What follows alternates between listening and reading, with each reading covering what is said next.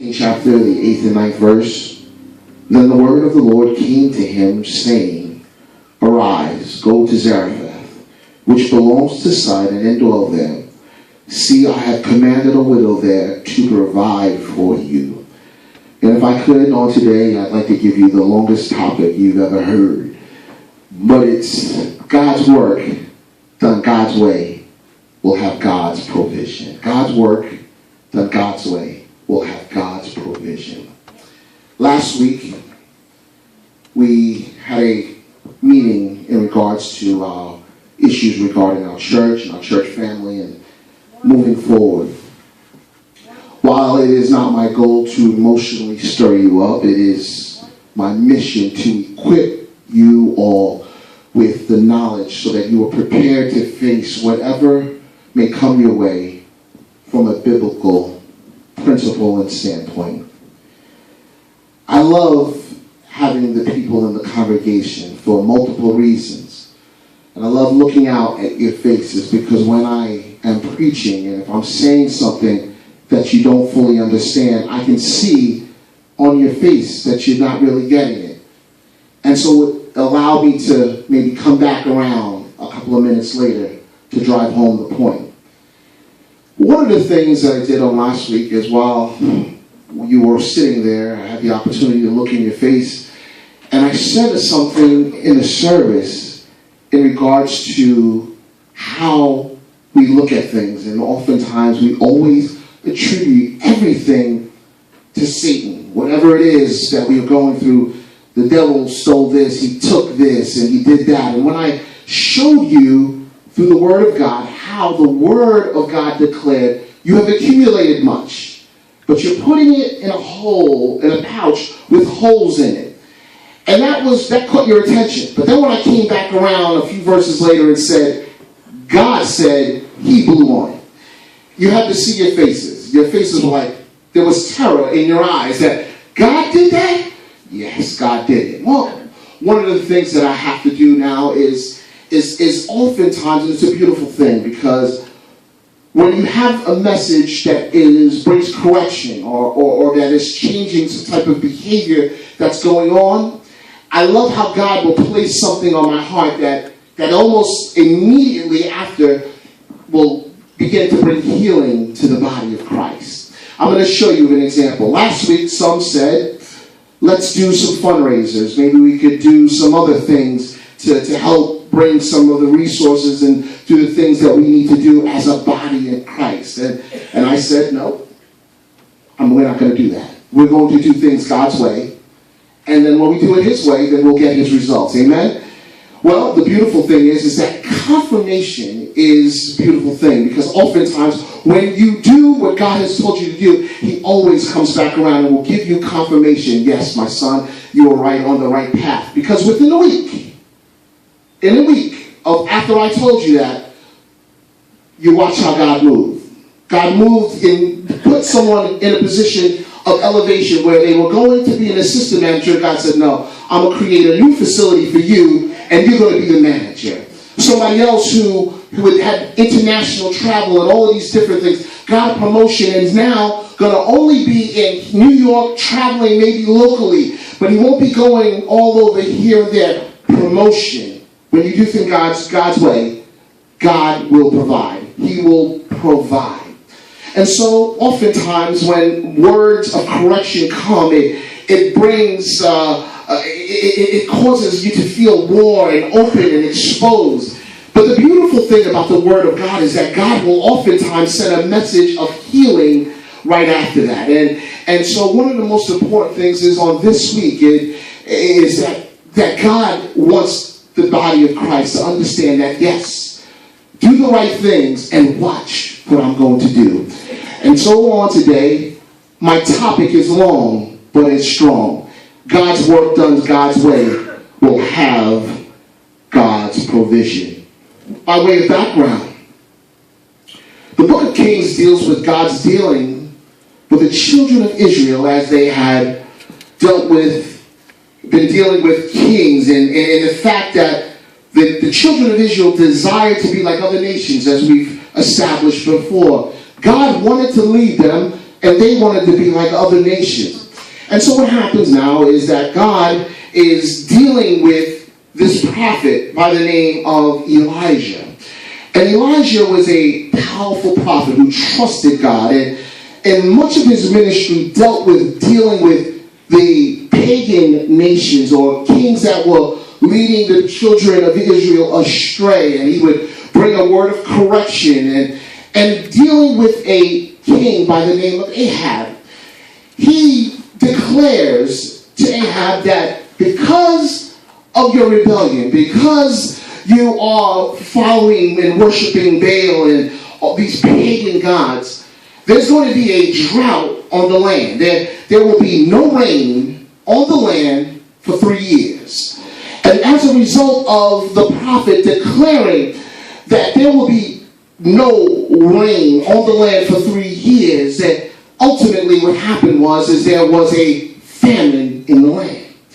And what takes place is something awesome that I would like you all to do this as a homework assignment, because I'm going to be dealing with the 8th through the 16th verse in this message. But what I want you to do is I want you to start at the beginning of the 17th chapter in your homework assignment and read that and then continue on to my message. Because what I want to show you is that God will always provide for his people when they stand and they do what's right. What happens now is Elijah proclaims a drought. He proclaims that there would be no rain because they were worshiping and beginning to believe in Baal, a pagan god that is not the true and living God. And what God does is he declares this and he reaffirms this, and there is no rain.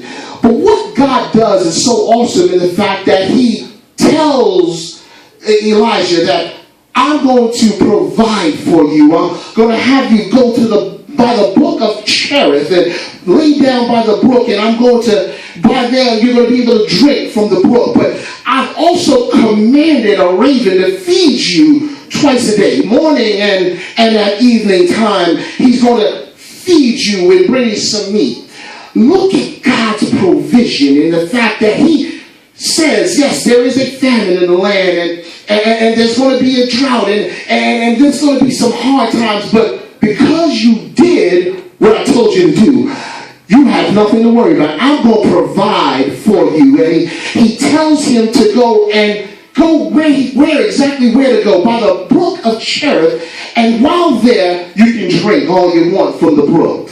While there, the raven, listen to this, God commanded a raven, a bird, and not just one, because when you read that in your background, he commanded the ravens to provide for him. So it wasn't necessarily one raven assigned to him. God is over everything, and God can cause your own enemy to bless you. God can cause a raven to go and say, okay, God said, go get that meat and bring it over here by the brook and give it to Elijah. God knows exactly how to bless you.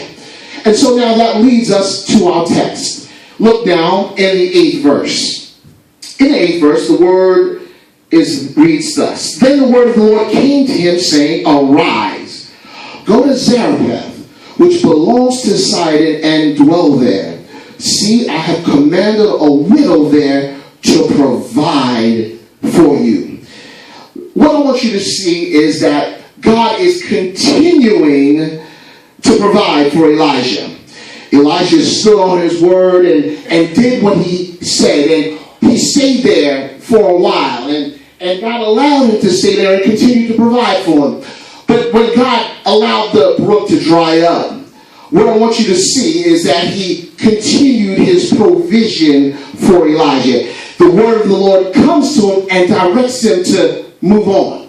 You got to go. So sometimes God will allow your comfort zone to dry up on you, to move you to where he desires for you to be. See, Elijah could have stayed there he could have stayed there while the brook was plentiful and there was plenty of water flowing, while the ravens were continuing to provide for him. But God, sometimes when you don't get the message, he will cause your circumstances and your situations around you to change, to cause you to move. See, sometimes we don't get the message when God begins to deal with us. And so what he's got to do now is he's got to change the things that are around us to say, oh God, I hear you speaking now. When he realized there was nothing at the brook, when he realized that the ravens were not going to continue to come, God began to say, now arise and go, because I've got a new place for you to go. God will always provide for his people when they are obedient to the will of God. Watch now what takes place. Elijah gets up and goes, because God is telling him, you go now, because I've got someplace else that I want you to go, but I've already prepared the person to be receptive to you. Look now in the 9th verse. He says, arise and go to Zarephath, which belongs to Sidon, and dwell there. He wants him to stay there. And he says, see, I have commanded a widow there to provide for you. He's telling him, you go and don't worry about it, because I have already spoken to the person and they're prepared to receive you. Let's continue on now. Let's look now at the 9th verse, at the 10th verse. And it says, so he arose and went to Zarephath. And when he came to the gate of the city, indeed, a widow was there gathering sticks. And he called to her and said, please bring me a little water in a cup that I may drink. And she was going to get it. And he called to her and said, please bring me a morsel of bread in your hand. 12th verse, so she said, as the Lord your God lives, I do not have bread, only a handful of flour in a bin, and a little oil in a jar. And see, I am gathering a couple of sticks, that I may go in and prepare it for myself and my son, that we may eat and die. Look now what's taking place here. God sets the circumstances, and he sets the situation, and he sets the whole scene together. And Elijah arises and goes, and he's obedient, and he gets there. And while there, he sees the widow, and he asks her to bring me a small cup of water. And she goes, and she's willingly going to do that. And then he says, while she's on her way going, he said, by the way, could you please bring me a little bit of bread also? And this is where we mess up, people, because this is exactly where we mess up. The woman here, if you will read this, she's got an option right here. She's got an opportunity to either be obedient or disobedient. As you can see, she was willing to go ahead and get him a cup of water. But when he said, can you bring me some bread? She's like, hold on a second here. I don't have but just a little bit of bread. I only have a little bit of flour and a little bit of oil. And so what I'm going to do, because the famine is so bad because of the drought, what I'm going to do is I'm going to prepare this little meal for me and my son, and then we're going to prepare this, we're going to eat it, and then after that's gone, we have no more, we're going to die, because it was that severe. Because when people are disobedient to the will of God, God was oftentimes, what you will read when you follow the word of God, is that children of Israel would cry out to God and they would repent. God would bless. Then once they got the blessing and they received the blessing, shortly thereafter they would be disobedient again. And then what would happen is God would allow enemies to come in. He would allow them to lose in a battle. He would allow famine and drought to happen. Different things were happening after they began to be disobedient. What's going on here is very, very similar to something that we all can understand. The woman here is saying, the situations and circumstances, I can't go to Stop and Shop. I can't go to the market and buy things for my family. There's not much, there's no plentiful places here for us to go. The famine has been so severe for how long it's gone on that it's a desperate situation. But Elijah begins to say something here to her that is very powerful, and if you will understand the principle, you will be blessed by it. In the 13th verse, look now what Elijah says to her. Elijah said to her, "Do not fear. Go and do as you have said, but make me a small cake first and bring it to me. And afterward, make some for yourself and your son. For thus says the Lord God of Israel, the bin of flour shall not be used up, nor shall the jar of oil run dry, until the day the Lord sends rain on the earth." The woman is in a dilemma. Should I be obedient to God? Because Elijah was already told that I have spoken to this widow. The woman's got the option, should I be obedient or should I be disobedient? Should I look out for my own interests? And it's just like last week's message. The people had the option to be obedient and obey God and do what he called them to do and not show indifference to his house, or they were going to go ahead and be obedient and do everything that he's called them to do, and then they would receive the blessings of Almighty God.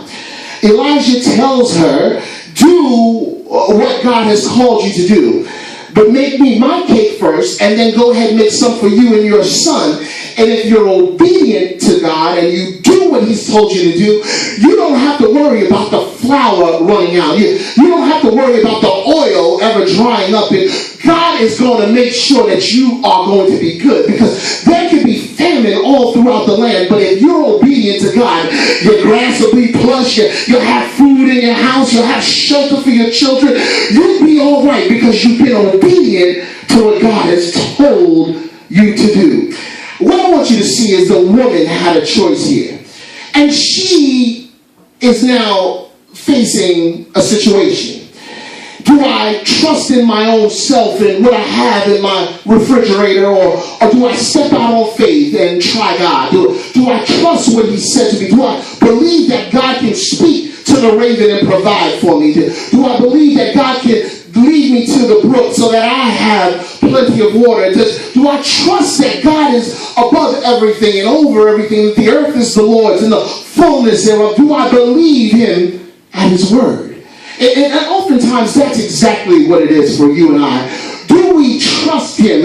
Not just do we believe him that he is, but we've got to know without a shadow of a doubt that God is, and that God is able to do exceedingly and abundantly above all we can ask or think. So now this is the situation, which leads me back to my topic. God's work done God's way will have God's provision. I have 2 points and then I'm done. 2 points to drive this point home for you. Number 1 is yes, and my second point, he will. Yes, he will. God's work done God's way will always have God's provision.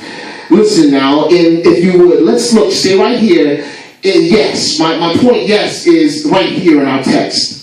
Look now at the 15th and 16th verse, and it says, "So she went and did according to the word of Elijah, and she and he and her household ate for many days. The bin of flour was not used up, nor did the jar of oil run dry, according to the word of the Lord which he spoke by Elijah." Do you see what happened here? She was in her own flesh looking at her situation and said, I don't have enough. There is lack here. But the prophet said, God spoke to you. I already know he did. But what you got to do is go ahead and be obedient and do what I've told you to do and what God has told you to do. And if you're obedient, he said that the flour will never run dry and the oil will never dry up. You'll always have plenty, because you'll never know exactly how God's going to do it. See, many of us think that God's going to do it this way or he's going to do it that way. But God has a certain way that he's going to move it, and you've got to just be ready to go with it. However God desires to bless you, you've got to be fluid enough that you can go with the flow and whatever he desires to do in your life and however he's going to bless you. He can cause your enemies, just like he said, I'll prepare a table before you in the presence of your enemies. God has a way about it that he'll cause your enemies to come back and say, you know, I did you wrong. I'm sorry about that. But here, I want to give you a little something just to say, you know what? I know you're doing a good work. Stay on the wall and continue to preach God's word. Here's a little something to say. God loves you. You don't even know. God can speak to your enemy and cause your enemy to bless you. You've got to understand that yes, he will. Yes, he will. The woman did what God told her to do, and nothing. I don't care what everybody else was going through. Everybody else in that area was still suffering from the famine. But she had plenty. She had plenty. Never went out, never ran dry. And my second point is he will. Found on page 642. Psalm 37. Psalm 37. God's work done God's way will always have God's provision.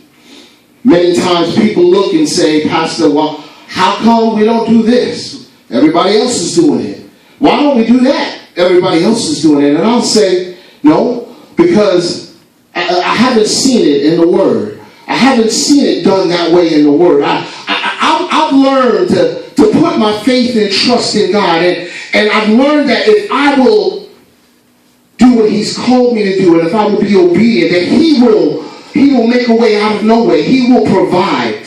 And one of the things that is so powerful in the fact that as a pastor, I try to share life experiences and different things that we may go through so we can see it through the Word of God and we can see it through our own examples. But one of the most important things that you've got to learn to do is that when we understand that faith comes by hearing, and hearing the Word of God.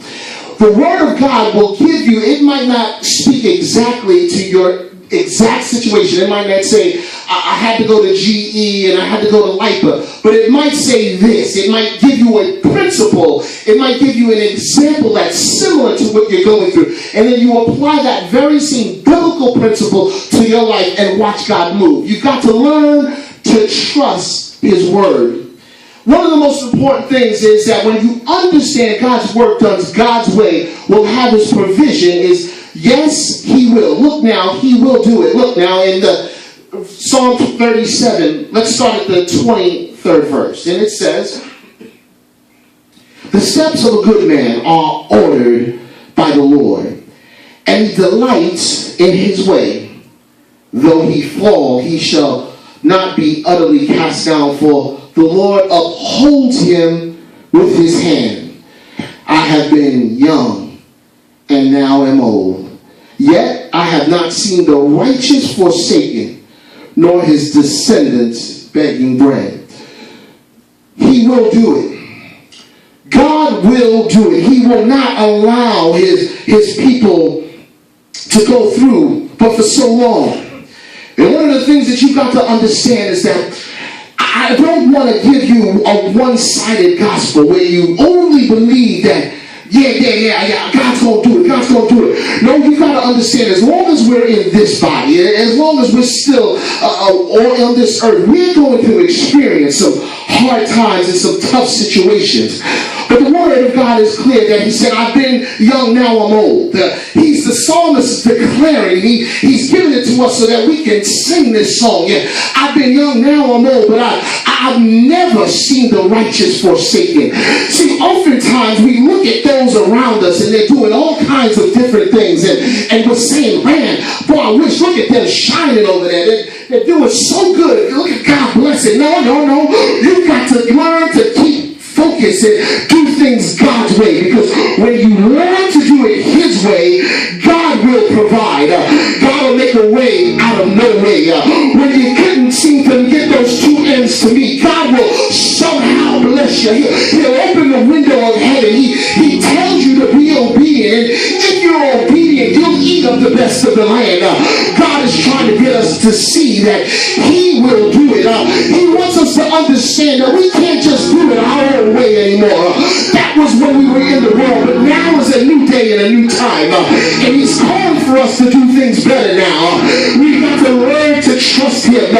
You and I have all been faced with situations just like this widow woman where we couldn't seem to figure it out. We're trying to figure out how's it going to work out. How am I going to pay my light bill? How am I going to pay the gas bill? How am I going to pay my car payment? But God said, bring even the tithes into the storehouse so that there be food and there be meat here, so that the lights can be on, so that the rent can be paid. So what you've got to learn to do is learn to do things God's way. God said, give it to me and watch me bless you. He says, bring it in and watch me do it. I don't know about you, but I've come to a point in my life. I've suffered enough loss. I don't want God to blow on my stuff. Whatever God gave me, I want to keep it. And whatever God is getting ready to give me, I want him to continue to give it to me. So what you've got to learn to do is learn to do things God's way. If it's not in the Bible, don't try to do it. If God didn't give it to you, don't try to do it. You've got to learn to understand it's not about what everybody else is doing. It's about being obedient to what God has called you to do. He's called you and I to do things decently and in order. And when we do things decently and in order, we'll go from a teller to the manager of the spot. He'll tell you no more traveling international. I bless you right here and give you a raise while I'm at it. All you got to do is learn to be faithful to Almighty God and watch him work. Yes, he will. I declare on New Year's Eve 2015 is going to be a better year. All you got to do now is learn to be obedient to his will. Stop trying to have it your way. You can't have it your way and think that God is going to open the windows of heaven and pour you out a blessing that you don't have room enough to receive. Doing things God's way will always give you God's results. So you got to learn to be faithful in what he's called you to do. No matter what it looks like, learn to be faithful and watch him work it out. Because God is able. God is able. God is able.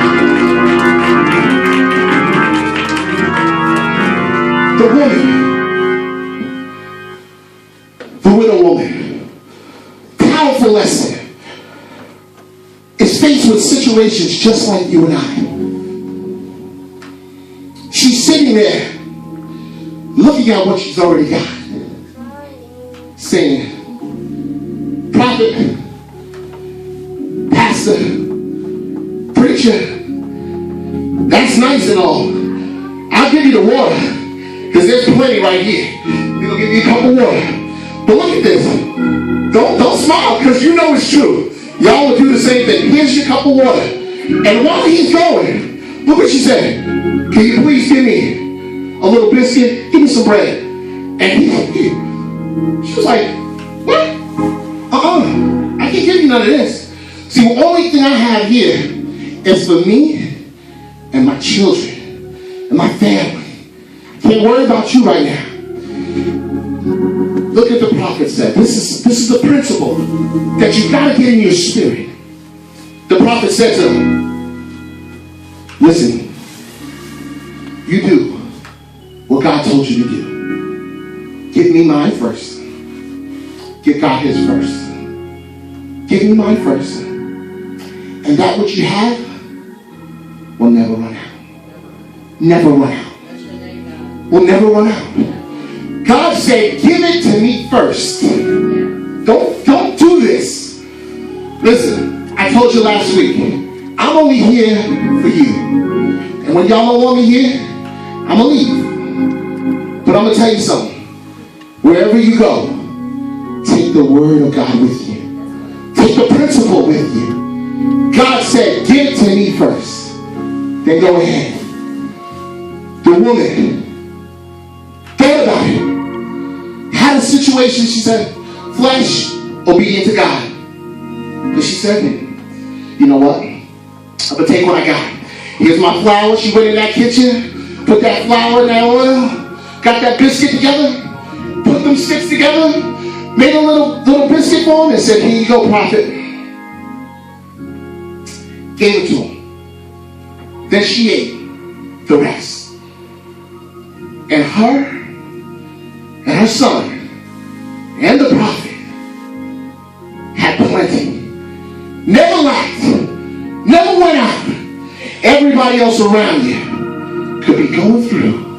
But when you're obedient, God's work, done God's way, will always have God's provision. We're all standing.